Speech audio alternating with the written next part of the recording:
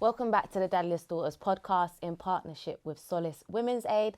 I go by the name of Aliyah Ali, and today I have Jade in the building with me.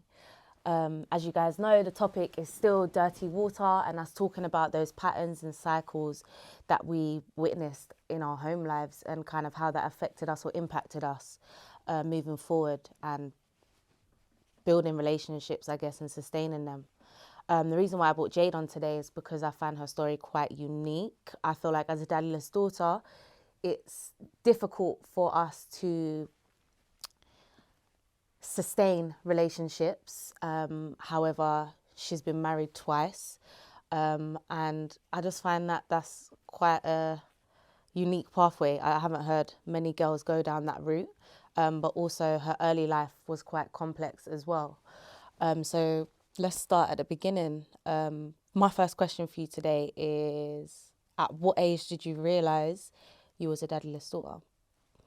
I'd probably say when I was old enough to realise the man that was raising me, because I grew up with a stepdad, was not, like, I didn't know for a while, and then I was getting picked on at school because he was black and I was white, and I didn't understand race, and I had to go home to my mum and be like, why is everyone saying, why are you white and your dad's black? So yeah, and then she kind of like sat me down and explained that my real dad, my biological dad, basically doesn't want anything to do with me. I was disowned before I was even born. So his family's strict Catholic, and it was sex before marriage. So to them, I was a bastard child. Sorry to swear. But yeah, so that's when you realise kind of you're daddyless. How old was you? Probably like 4 or 5. 4 or 5. Yeah, because for years I didn't know Daddy wasn't my dad. Yeah. Because for me, yeah, he's the one for my earliest memories is of him. My first memory is of me jumping into his arms shouting Daddy.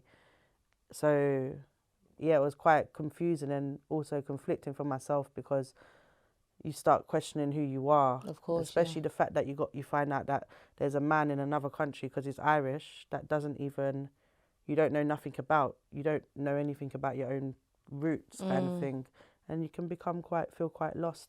Of course, because, and like you said, the colour thing as well, you didn't notice colour. So not only do you realise that like this guy's not my real dad, it also affects your sense or your idea of what an identity is and shatters that. Yeah, it kind of did shatter it, but for example, it's growing up, people would always meet me and the first thing they say is, oh, your baby father. When they found out like my baby fathers or my husbands or whatever were black, oh, that's why you're like that. And it's always down to, oh, she must be sleeping with a black guy for you to be this way. But I just kind of embraced and maybe over embraced their culture because I didn't have my own. So I kind of like was always around my grandma or my dad, even though he's black, he's very much a British black man. He will cook you stir fries, not rice and peas.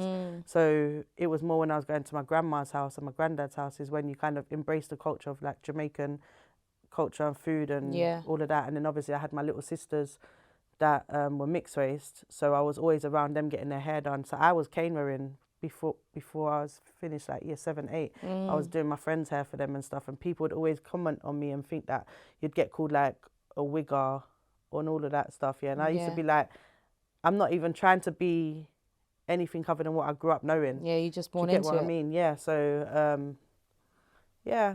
Did anybody have that conversation with you? Like, did your dad have that, your stepdad, the guy that raised you, did he ever, when you realised that he wasn't your biological dad, did they have a conversation with you around race or identity? Or my mum sat me down and put Roots on. I was about 6 years old and I watched Roots and I hated white people. I'm not even gonna lie, I was so embarrassed and ashamed of what they did. And I know Roots is only one aspect of it. It goes way deeper than that. But as a kid, if you got put in front of that film or that documentary or whatever you want to call it, the series thing, and watch that, you realise, and I think it was a good thing though, because when I was getting called all these things by black people, it didn't hurt me because I understand why you hate us. Do you get what I mean? So I kind of allowed it, and it didn't offend me like how someone else might take racism offensive. I kind of like justified their feelings towards me through having seeing what they've, not them personally have been through, but come on, racism trauma, is still out here, but that generational curse of it from what had happened. So it's like I kind of just accepted that a lot of black people don't like me, especially black women. When they see me walking with a black man, they don't like me. But I'm not attracted to white guys. I've never been out with one. Not one of them's ever even tried to chat me up. It's just what I like. My preference is not say black, but not white. So after you kind of realised that this guy is not your biological dad. Oh yeah, no, he didn't have a talk with me. No one talked. They just put the roots on, and that's it. And then that was it. Yeah, they kind of like, my mum just wanted me to see that. That's why because also we were getting racism, so they were calling my mum an N lover, the N word, and saying, "Oh, your mum's an N lover." So it was like trying to bully me. So she done that for me to kind of open my eyes, because she can't really explain it, especially as a white woman anyway. So that was her way of trying to break it down to me, I guess.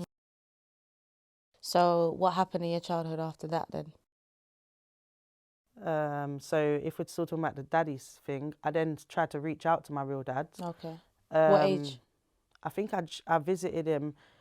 I was under 10 because it took a while. Like, so obviously once mummy told me now that he's not my dad, I started questioning who's my dad then. Like, obviously she didn't do it in such a harsh way of, she explained to me how it was in the Catholic system and how the kids situation or whatever and being disowned.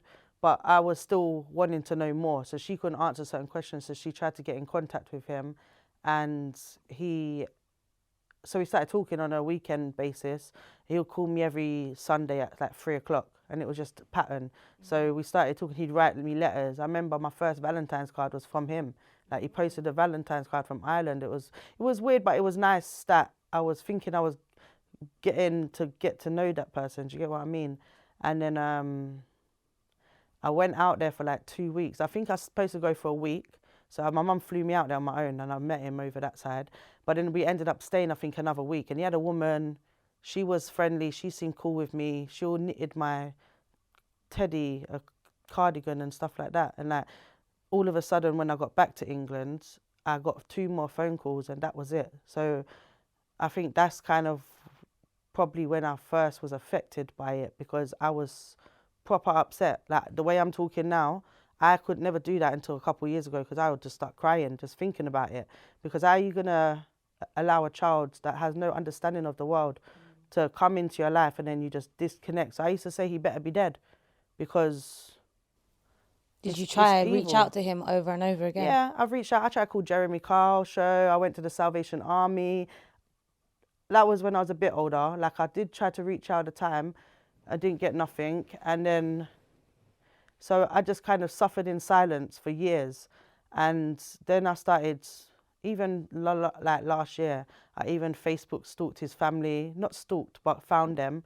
And was trying to like get it, because I felt like if he's not wanting to know me, maybe if I go through his family, they'll embarrass him into talking to me or something, because they're like, who's this girl reaching out? Your long lost kid. Do you get me? But I did reach out to him when I was going to marry my daughter's dad, or after I got married. I think I was pregnant, so it was before I got married, because in my head I'm like, you're going to be a granddad. I'm sure you ain't got no kids my age, therefore that's going to be your first grandkid. I didn't get hold of him. I got hold of his mum, and when she found out who it was on the phone, she was stuttering and then hanged up, because they know about me. They're the ones that forced him to stop talking to me. Okay. They was like, they're going to disown him if he keeps in contact with this child. And then I reached out again years later, and that's when he was like, look, I don't know what you want from me. I can't offer you nothing. And he just was like really rude, and because I got through to him on the phone, was talking to him, asking about him. He's telling me he's got 5 kids under the age of 11, all of this stuff. So I'm like, oh, shame. I got like 5 sisters and brothers. Half I don't even know them. Yeah, I'm a family person, so I'm like proper excited because he's actually telling me this stuff. Thinking, and then anyway, he just texted me, emailed me, and me, and said, this is me basically. And he just responded with, I don't really know what you want from this. I can't offer you, no, I'm not, I don't look at you like that kind of thing. And there's no bond. And when you was there, you constantly was talking about your dad, the stepdad. Right. So I felt you had what you needed and I couldn't give you nothing. And he just left it like that. He's like, so I just responded with, whatever, cool, is there any family history things? Because every time you go to doctors and they ask you about your family history, I can't answer half of it. So and then that's it. We haven't spoken since, but I have been a bit of I've got him on LinkedIn just to see what he's doing and stuff like that. It's sad. It's sad I'm chasing for something that maybe is not even worth it, but as the child, you're still wanting and seeking for that. And you still have to like fill that void one way or another. And I do feel like because of the age that it happened to me, I became really aggressive. I become a trouble child. I was already having trouble because separately to like this, the home life wasn't it wasn't what you should be living in. Do you get what I mean? It was a bad situation. So that's probably why I was reaching so much for wanting something else, because of how I was having to live. So you think you needed someone to save you? Yeah, probably. I don't see it fully like that, but for me to be so desperate to get someone else to come in and me to know about them, I was not happy at home. And what was the dynamic of like the relationship between him and your mum? Because you said she didn't have certain answers for you, but were they in any sort of serious relationship or? No, but she'd always praise him. Like she'd always make out to me, your dad's a good man. It wasn't his fault, because they weren't together. She was having a domestic relation with my brother's dad. And I think that because my brother's only like a year and a half older than me, and she was running away from that basically, and he kind of, not to say protecting her, but he was accompanying her and what the word is, chilling with her or whatever, making sure she's good, they doing their thing, and she's done her thing not protected and ended up with me. Okay. Yeah, but I was told many times as a kid I wasn't meant to be here. I was meant to be aborted and all of that. That's the kind of things my mum would say to me. So that also will have an effect. You got a dad that doesn't want you, and you got a mum that's telling you was a mistake and you was meant to be dashed away, basically. Yeah. Tell me a bit more about the home life. So there was times when it was good, and like my mum had her own businesses and she was very independent, and I think that's given me my business mind, because I'm very on making money if I can or whatever. I don't say no to jobs.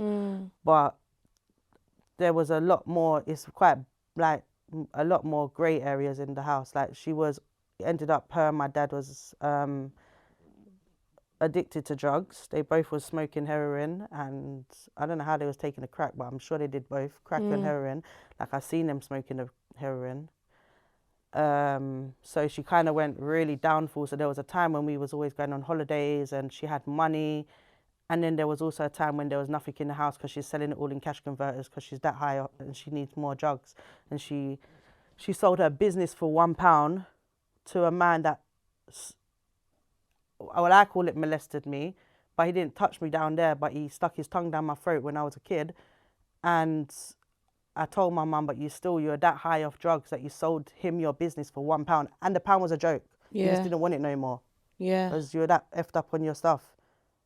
And you did so I grew up with, so a druggy family.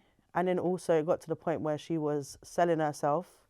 Not only did she sell herself, she owned a brothel. Yeah, so that was one of her business. I didn't know that for years. I used to ask all the time, Mummy, what do you do? Like proper let me know what you should. I'll tell you when you're older.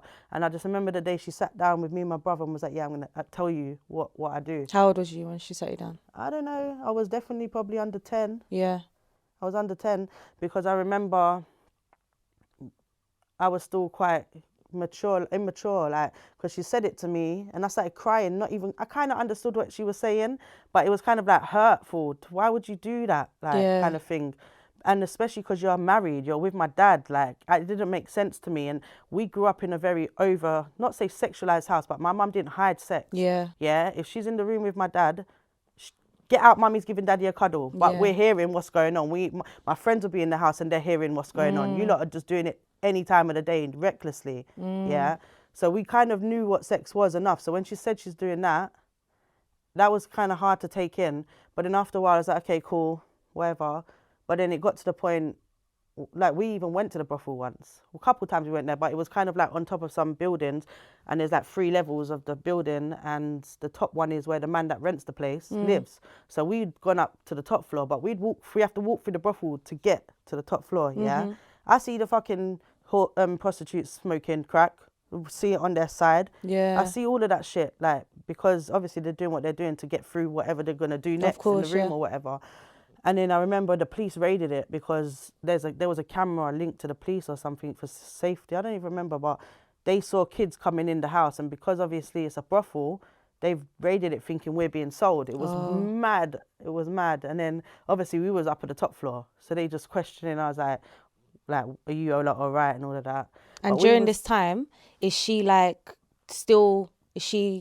the boss woman, or is she also taking drugs and she's heavy in this world now? No, she was, to be fair, she was probably taking drugs. She was always doing it. Oh, okay. She never wasn't doing it. Yeah. But the time when it got like really bad was when she stopped the brothel and she was just on the road. Because like, you're more safe in a house, you get me, and you're more cleaner. You're doing things more sanitized. I don't agree with it at all. But obviously, if you were to look at the pros and cons of being in a house doing it and being on the street, you can get killed, robbed, raped, all of that. And I used to have the pressure of knowing that night she was leaving the house to go and do that just to make her money for drugs. And that was a lot to deal with. Do you get what I mean? Yeah, of course. Of course. And although she's getting this money for drugs, what was it like in terms of like you guys being fed, clothed, and that? Was she taking care of that stuff, or? No, we lived on. There was times we was literally living off of instant mash and noodles and beans. There'll be days when she'll kind of like put food in the oven and forget about it because she's high in her room or whatever, and then it's like we're excited because we're here and we're eating roast chicken, for example. That's not an everyday thing, and she would get so messed up. She's just like, don't eat it or eat it, whatever. She's not coming out of her room. So then it would be down to me and my brother. It'll be down to me and my brother to make sure that we eat and my sisters eat. Yeah, it wasn't nice. It wasn't nice. Do you feel like were your needs ever met as a child? It's really conflicting, yeah, because my mum, she's I feel like she did want the best for us, but she can't give it. Like, there's so many things that if I didn't learn from my mum, I wouldn't be the strong person I am today. Yeah. So it's hard to think, but no, I wasn't. They wasn't. And yeah, no, they wasn't there. But it's kind of like you're trying to break the cycle as an adult because, yeah, but we saw way more than that. Like, so then it got to the point where even she's having this sex slave in the house. I didn't remember this, you know. I thought it was a joke. Like, that's how much memories I kind of blocked out. And my brethren said to me one time, Cleona, don't you remember when your mum had that man in the cupboard? I'm like, what? This man's tied up like some dominatrix shit in the cupboard. You think that shit's, sorry for swearing, you think that's okay for your kids to be around? We would get left outside. My mum, me, my mum's friend and her and my dad went to one sex market, like a where they sell loads of things and stuff, like an exhibition or whatever you call them things. It was in Central, and I remember that we got left at security with just me. I don't know if my sister was born yet, but my other sister was there for definite, and then me and my mum's friend's son. And we literally, the man ain't gonna look after us. It's not his job to. Yeah, she left us. She's like, just stay there. We're back in a few hours. Yeah, we got left at this building by the security bit. We ended up climbing onto the roof of this building. You know, like literally, the roof is not inside no attic or loft. We're outside on a tall ass building, like just messing about doing what kids do. But like anything could have happened to us. Yeah. We wasn't. It was never about us. Yeah, fair enough. She might have wanted to try and teach us certain lessons, like the working hard or working for your money type thing. But then there's also a lot of things that you only ever thought about yourself. Because even that's when you were married and you're doing all this stuff. You then, when you was high on drugs, you're cheating on my dad, and you're telling him. That's how evil you're being. You're telling this man, I'm fucking this other. Sorry to swear. I'm sleeping with this other guy, and you just because you're that vicious, I don't understand that you're evil. Like, just because you know that he's gonna stick around for the kids, and because he loves you, and because you both are on drugs, like, so but she ended up like I said, it got to the point when everything got sold in the house, cash converter type thing. She'd been to rehab a couple of times and it wasn't working. She'd leave early. And your dad stayed with her throughout this whole... Yeah. Wow. Yeah. And he accepted a lot that I'm sure no other man would.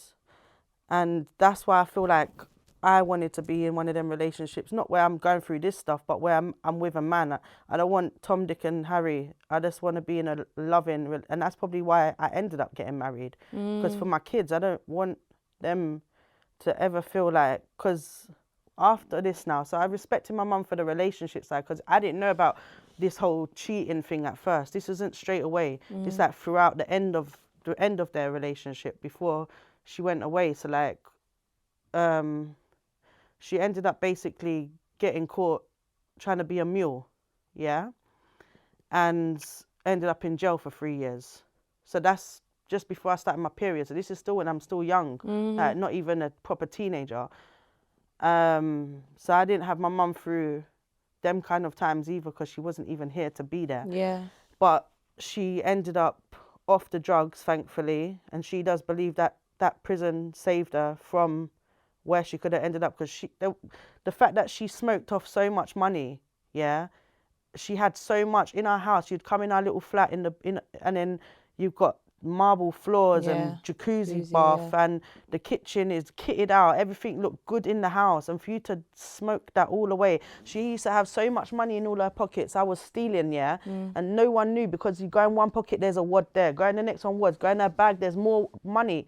That was mainly from the prostitution stuff, like not when she was on the road doing it, but when she was in the brothel doing it, selling it or whatever, doing whatever.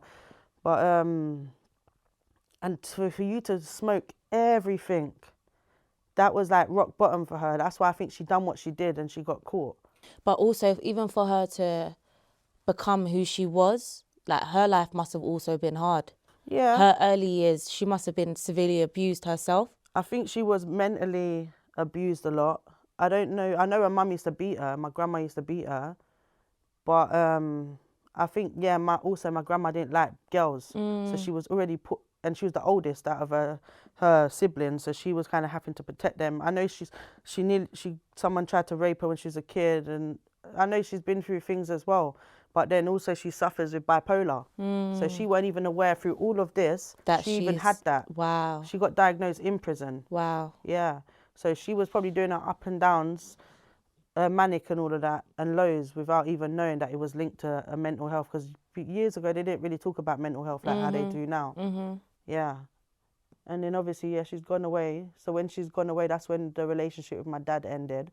But then that's when I saw a different mum, like when she's got back. So when she went away, at that same period of your life was when your dad abandoned and just said, I don't know what you want from me. No. That's a different dad. That's the biological father. Oh, you're talking about your stepdad. Yeah, he just emailed me that. He didn't say it to my face or nothing because we didn't meet again as an adult. That whole going to Ireland and thing happened years before this. Like at least 2-3 years. But then when she went away and she got banged up, my stepdad, he had to then go stay with my granddad in the countryside and try and rehab himself at my granddad's, and my grandma come over and was watching us. And she come back out, and I knew my mum as in a relationship, and then all of a sudden you are being a dirty, what's the right word? You were just sleeping around with every and anybody. You just went crazy. Like, like she had an addiction for drugs, she had an addiction for sex. Yeah.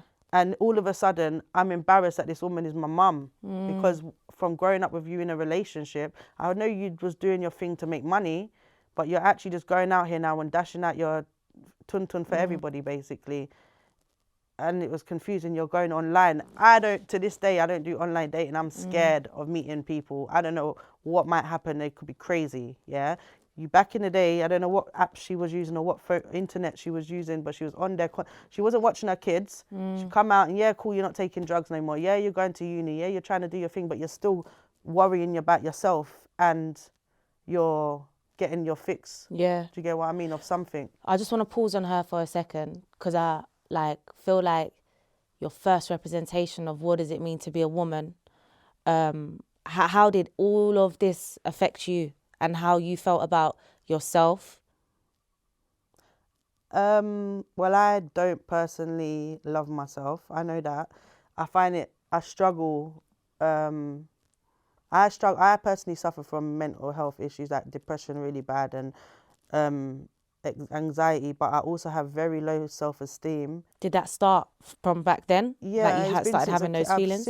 Been since a kid. Yeah. Probably as well the daddyless situation with my real dad not wanting me. That's had a big effect on me because in my relationships, yeah, I've been married twice, but I've had 2 divorces, and that's probably because I, in the back of my head, think I'm not worthy of having a relationship, so I start having these negative thoughts about what you're gonna do. You're gonna leave me, or you're gonna cheat on me, and you've not even given me no signs to feel this way, but I'm seeing it, and I'm just breaking the relationship myself by pushing them away, by constantly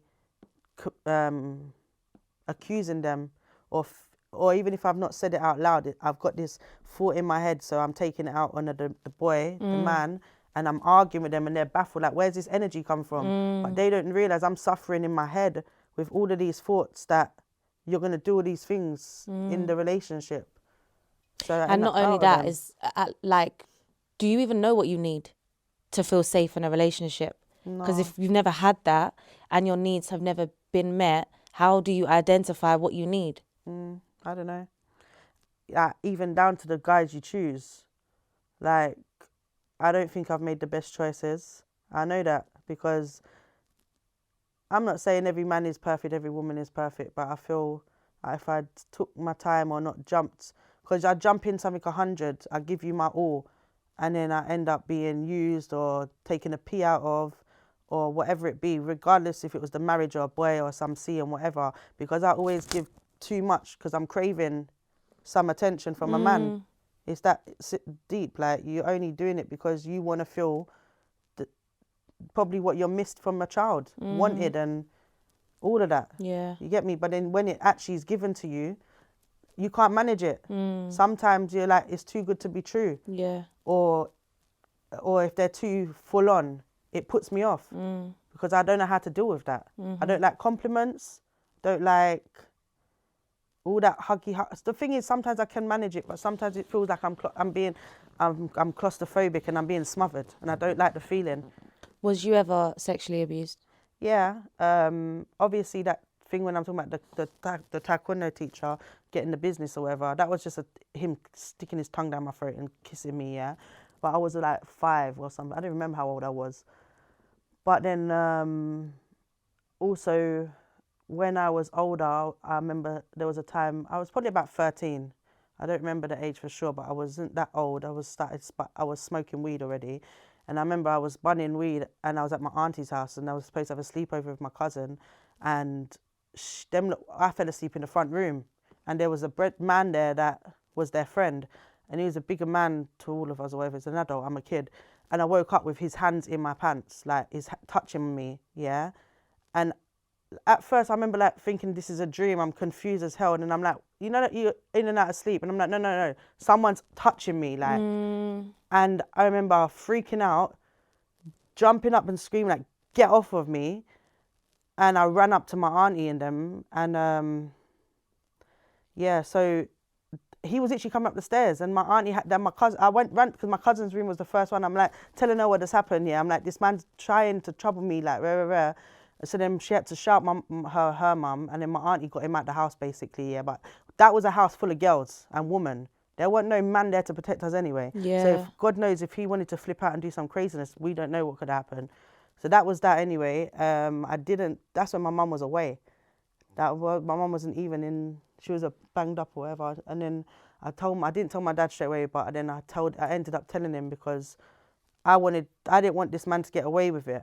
But my auntie was scared of what my dad was going to say or do because she was under her care. Yeah. I was under her care. But I told my dad anyway, and we went police station. That was the first time they had to examine me. I'm like, well, what are you examining? But anyway, they had to examine me. They had to question me. I was in a room with the video link, and they were video recording my interview. To this day, I never got my clothes back from the police, you know. They took them and they never give me back. Did you even hear back from them ever? The man only got 6 months in prison for it. Okay. So he did get arrested and he did get charged. But I know they don't give enough time in general for molestation and rape and all of that. I think they give more time for drugs than they do for stuff like that, and I think it's wrong. But for me, 6 months wasn't enough because that had an impact on my life. Like any relationship I was in, I couldn't have them touch me, or if they moved too quick near me, I'm freaking out and wanting to fight them, or I'm just going into defense mode.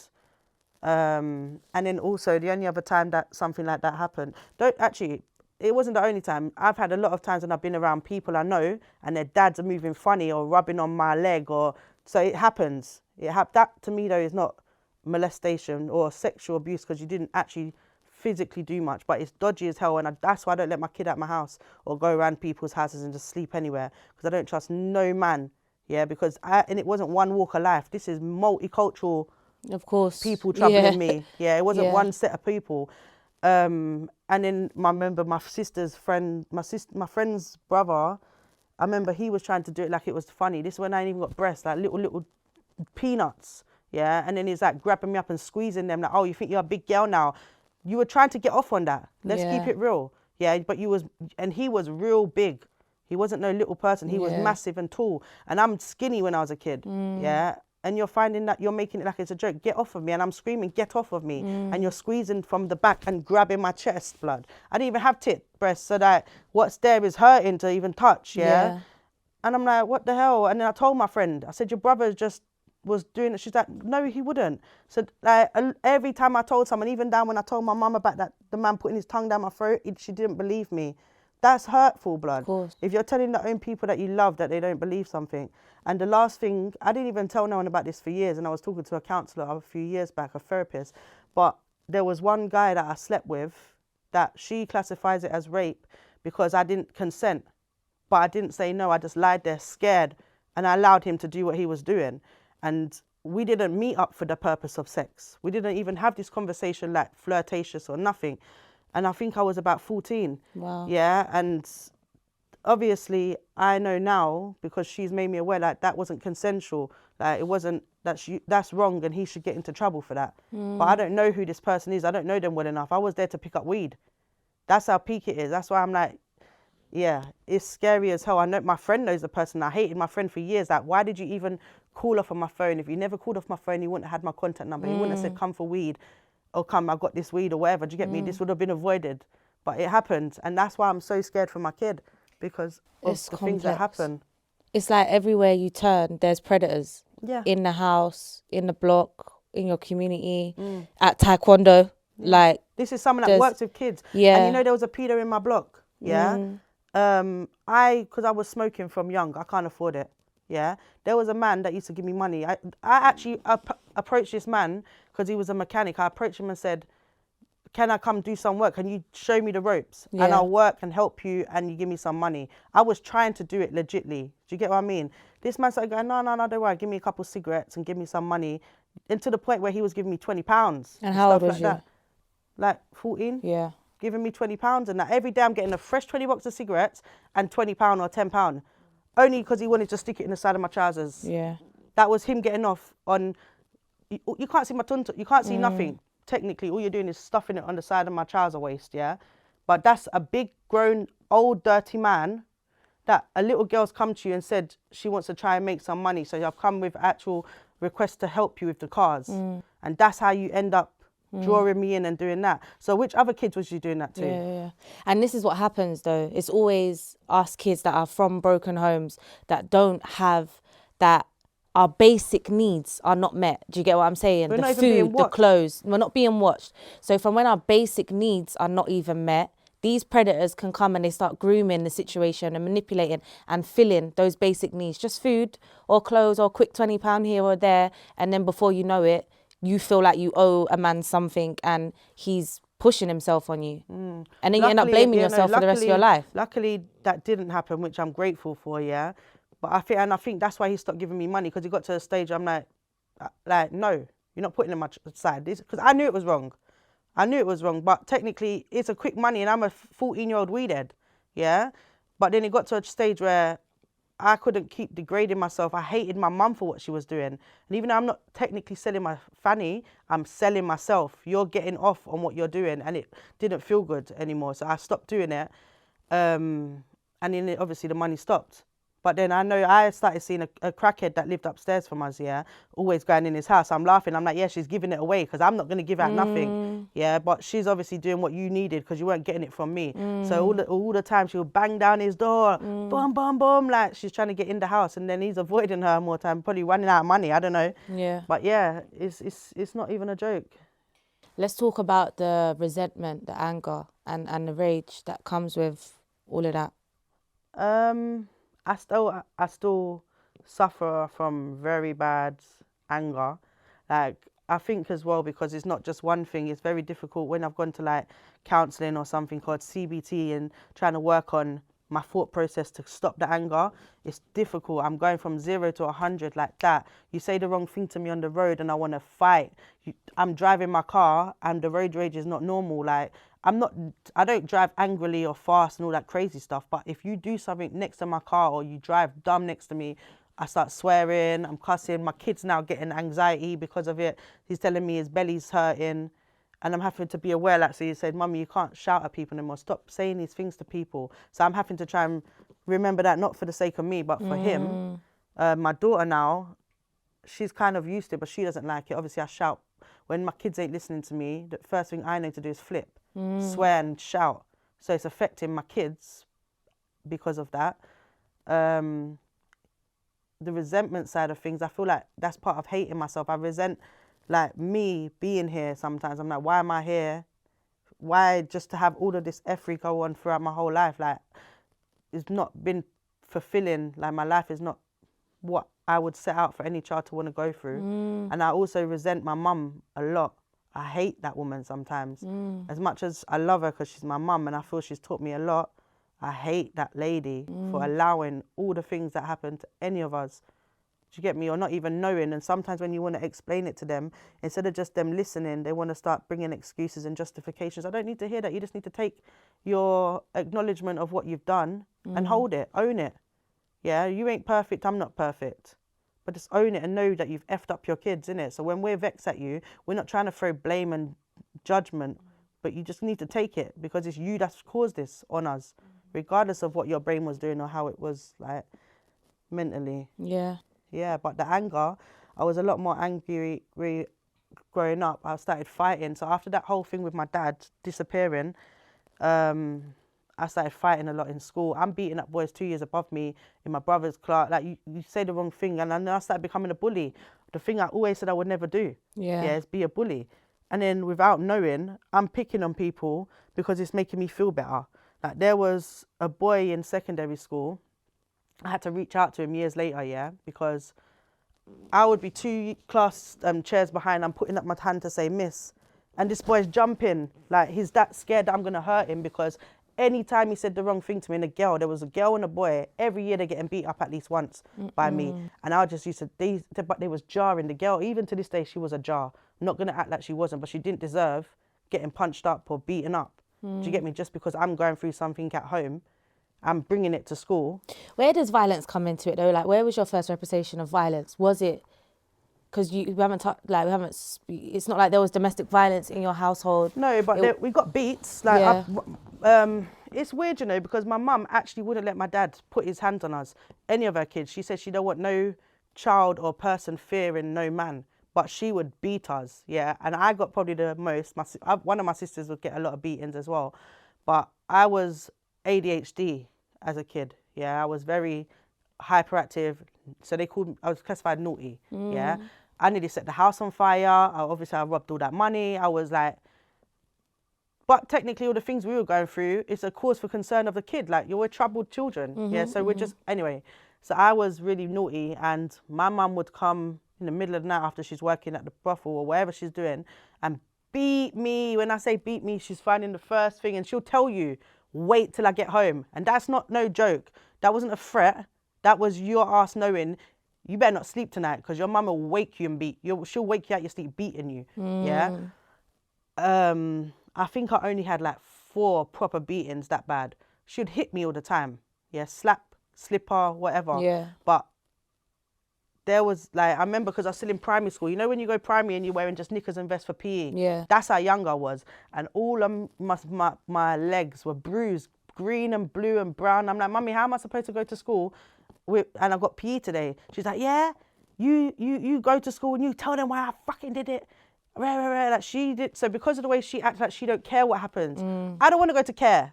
But there was like this nosy woman in school that would always report any little thing for the social. I don't want to, I'd rather be at home than be thinking of care. Because as a child, that's why I always got threatened. I'll get sent to care.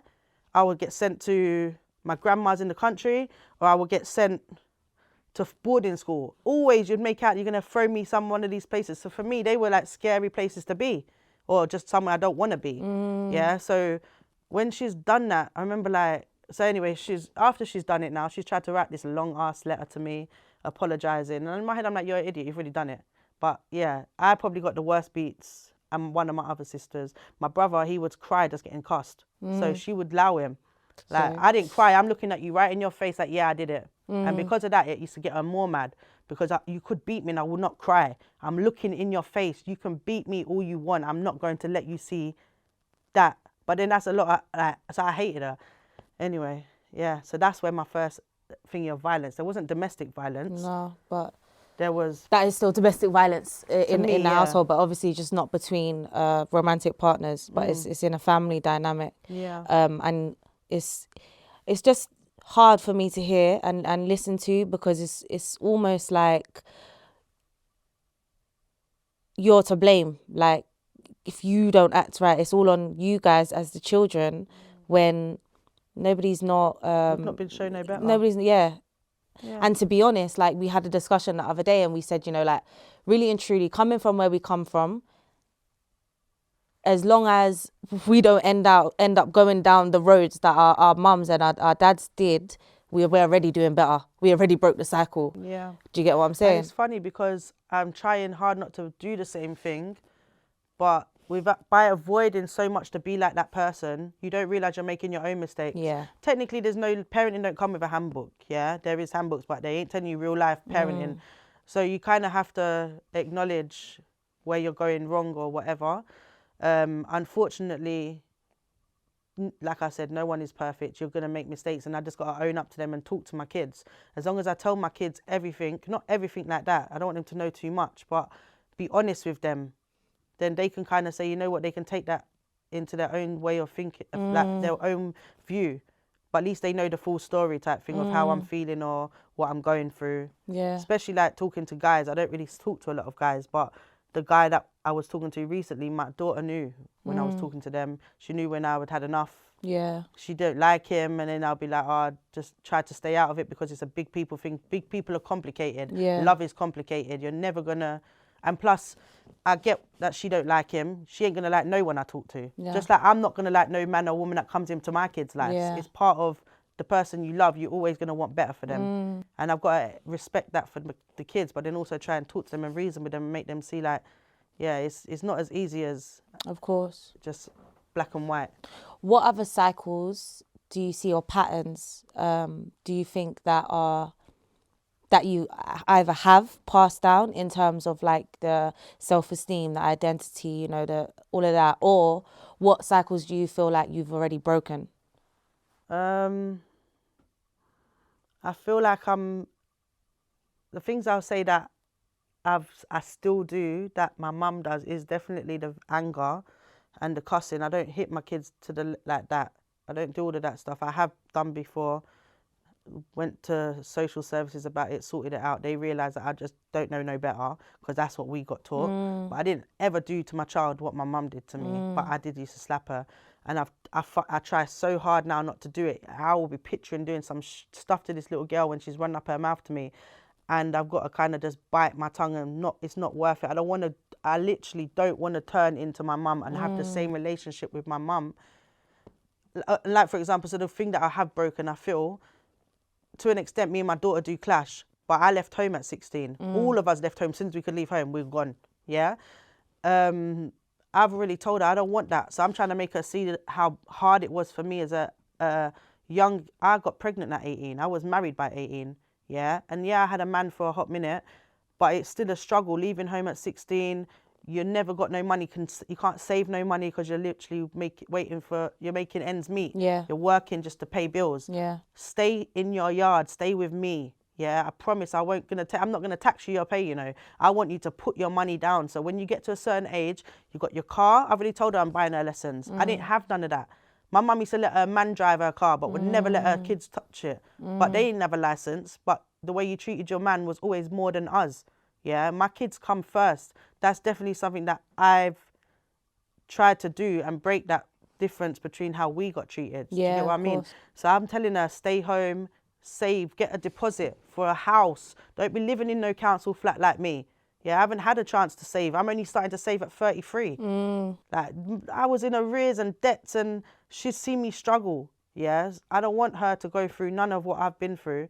I'm hoping she'll just learn from that, and hopefully she can stay around long enough. I try not to clash. It's hard because teenagers ain't easy. Yeah, because I was a teenager, but she ain't. I have to sometimes give her a leeway and remember what I was doing at that age was way worse, 20 times worse or something. So she might have a little attitude and it stinks, but I'm blessed that she's nowhere near the person I was. So I'm doing something right. Do you know what I mean? But do you have some sort of compassion towards yourself in knowing that also the person that you had to be that person to survive at that point in your life? Do you have that conversation with your younger self, because it's important? No, not particularly. Like, I very much beat myself up. So like that's probably why it doesn't really affect me when people opinion on me and give me their judgment or whatever they think, because I've already said it 10 times to myself or whatever. So a lot of the time it doesn't affect me because I'm already constantly battling to make myself feel a bit more positive. Do you get what I mean? I'm always thinking negative about myself. So it's not easy. And then, yeah, I can accept and respect that I've moved on a lot from where I was 10 years ago. I've calmed down so much in I think my kids calm me on a different, because the last physical fight, I did have a fight since I had Alani actually, but physically I don't fight anymore and stuff like that. Like, I'll get mad and still got a load of anger, but it takes a lot more for me to flip on someone. I ain't got the energy now. I just try to live peacefully. Yeah, whereas before I couldn't even think like that. I'm going straight into something and I'm going I'm literally going in with a headbutt or something. Well, there's no talking. As soon as you even open your mouth to talk back to me, you're getting a punch or something. I ain't that person. So I know that I've changed. But I'm still very angry and I still need to work on it, because it's like cancer. It will eat you up. Like, holding on to anger and resentment, it's not nice for yourself. And the last thing I think is important for us to touch on is mental health and how that does affect your parenting. As like now, obviously, you've been divorced twice. You don't actually have a man that's in your house that's helping you build a life with your two children. And you're also, dealing with this complex trauma from your childhood and still kind of in survival mode. And how does that affect the way you can show up in their lives? I try my hardest. I think sometimes I'll suffer in silence. Like, for example, I might not look after myself, but I will always try to make sure my kids are good. So like, they won't, like, not so much no more, but there was times when I used to be starving and letting them eat. Not really since my son, but me and my daughter, sorry. Me and my daughter. Anyway, but I would just starve basically, and I wouldn't let them know I'm not eating. And then my son, I think, like, there's been times I'm crying in my room or something, and when he's come, I've had to kind of hide it, because I'm suffering, but I don't want them. They're going to sense it. They will know something's wrong with me. Or like, I'm not looking after myself. I'm not going and wash my hair. Won't wash for a month. I won't bathe. I won't do anything for myself. But every day them kids got to go in the bath, or they're making sure they're eating. They're making sure that they washing their clothes and they look presentable every day. I'm not trying to come out looking like scruffy and all of that. So I don't want them to. I know that it's affected my daughter a lot more, because she was with me through thick and thin of it. She's been there. I'm only starting to understand myself now as a bigger adult. I didn't understand I knew I had depression, but I didn't understand it or know how to control it. And I still don't fully now, but I kind of, when I see the signs that I'm going bad, I know the best thing to do is talk on it. Because when you let it out, it's in the air. It's like, it's not in you. You're not holding it and you're not hiding it. I used to hide away a lot. And because I had a kid, I was stuck in the house with her. She had just me. And I don't let her out either. And I think because I'm so scared of the world and all the things that I've been through, that I'm scared for what will happen to her. And I'm automatically pushing that worry onto a child that doesn't need that. She should be able to live free and not have this worry all the time that is this person going to touch me, and I'm drilling that in her head by accident because I'm so scared it's going to happen, that she's probably like anxious to go on the road, or she don't anxious to go on the road, but she might then have worry she shouldn't be having, basically. And I know that it's rubbed off on her. And the esteem, the self-esteem, like, it hurts me because when I see my daughter, she's so flipping pretty, blood, and she feels away, and that hurts. And I'm like, if only I just love myself, then she wouldn't have that. She'll love herself. So I'm constantly trying to like, how are you being a hypocrite and trying to tell your child to do something that you can't do for yourself? And it's hard. It is. I don't want her to feel that way about herself. I don't want her to hate herself. And the best place to start, I guess, is with yourself. That's the only way to show her what that does look like. You are her mirror. You are her reflection. Very much how we look at our mums and we look at the things that we saw, they were a reflection of us. And it's difficult, you know, especially, I don't know about you, but for me, because I spent so long hating my mum, I couldn't love myself because my mum was half of me. There's certain character traits that she has that are embedded in me because I'm half of her. Do you get what I'm saying? And I really struggled to love myself or get to that place without figuring out her life and figuring out, okay, how do I, you know, start to show this woman at least some sort of compassion? Because their lives weren't easy. No, and I think a lot of the time that's why I accept her and I've allowed her around my kids. I still talk to her. We fell out, we talk back again. Even the thing is, we can't be in the same place for too long because we will clash, or I'll have like little reminders and flashbacks, and then I'm getting angry at her, and without her even knowing, you've just triggered something in me that you don't even know where you've done.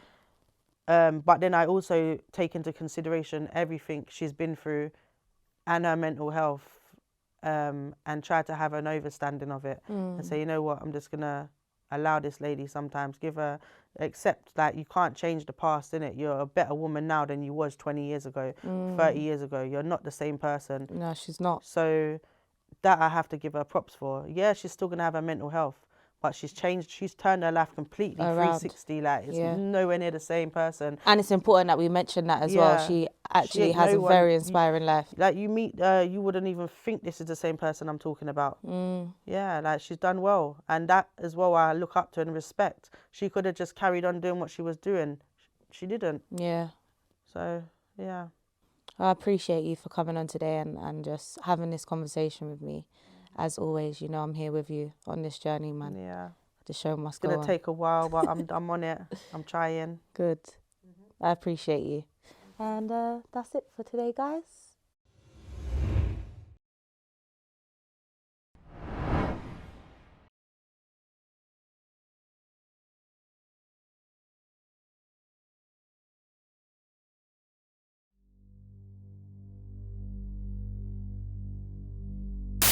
Well, from the age of 9 I started feeling depression. I tried to commit suicide. Wow. Not even tried, I committed suicide. Obviously, I'm aware. My first attempt, it was in, I think I was about 13. And yeah, I got into a little argument with my sister, and it turned physical, which then turned into my dad kicking me out the house on Christmas Day. So I ended up living in Burgess Park for about 2 weeks. Physically, as soon as I had my daughter, that's when it became physical, and I started working and doing stuff for myself. He didn't like it, so he started beating me.